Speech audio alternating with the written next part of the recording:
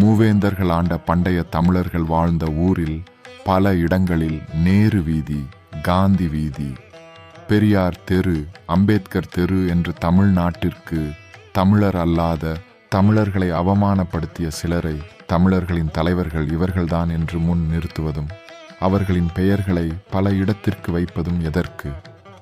ஐந்தறிவு உள்ள உயிருக்கு நீதி வழங்கிய மனுநீதி சோழன் பேரில்லை. அறம் செய்ய விரும்பு என்று சொன்ன ஔவையாரின் பேரில்லை.